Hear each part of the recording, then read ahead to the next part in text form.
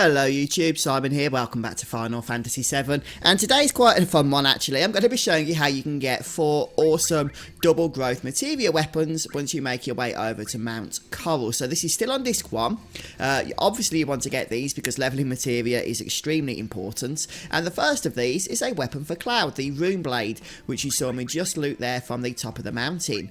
Now Rune Blade is going to replace Cloud's Force Stealer if you've been using that. Not only does it have extra attack power on it, but it also has an extra materia slot as well. As a matter of fact, all of these weapons we're going to be getting today, all 4 of them, are going to be consistent with one another in terms of their attack power and materia slots. Sadly, there's still no linked materia slots on our double growth weapons.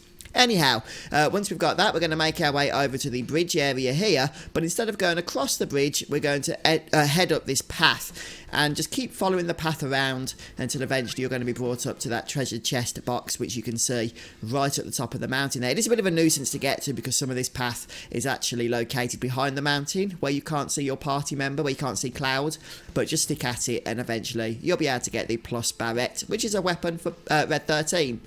Right, next up, once you make your way into the area with the pipes, the first thing you want to do in this area before doing anything else is make sure you drop this ladder down. Otherwise, you're going to have a nightmare of a time making your way back up if you use the incorrect pipes. Trust me on that. Right, next up then, once you've gone ahead and done that, make your way back up to the pipes themselves, and we're going to be getting a nice weapon for Tifa.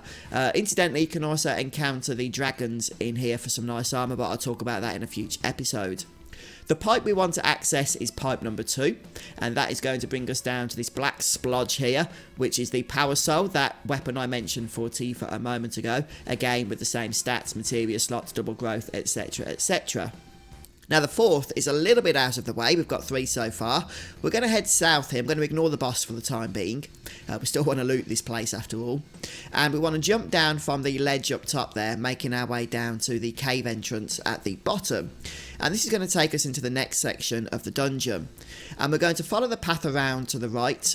First of all, this will give us access to that chest down there if we make our way through this next opening, and then just follow this all the way around. Again, a little bit awkward because you can't see where Cloud is located, but that'll bring us to the chest, which contains a nice elixir. And then we just need to backtrack in order to exit this particular room over to the north of the area. And that's going to take us into another part of the dungeon. We're getting through this now, guys. And like I say, lots of nice items to grab, so don't miss out on these, whatever you do. Anyway, if we go to the fountain here, that next item I just mentioned is an elemental materia.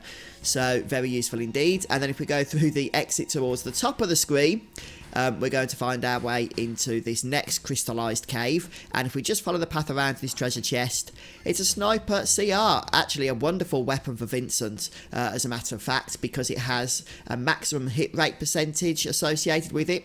So you compare that weapon with the death blow materia that we collected at Gongaga previously, for massive damage with Vincent. A nice little tactic for you.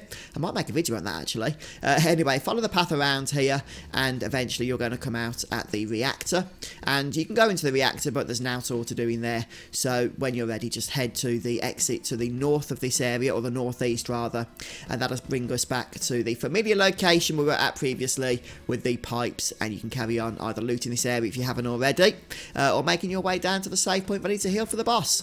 Alright then guys, well that brings us to the end of this particular episode, so congrats if you managed to get all of those nice weapons, and they are nice, so you don't want to miss out on those. If you did, let me know in the comment section, and I'll see you next time as we continue on storming through Final Fantasy VII. See you then.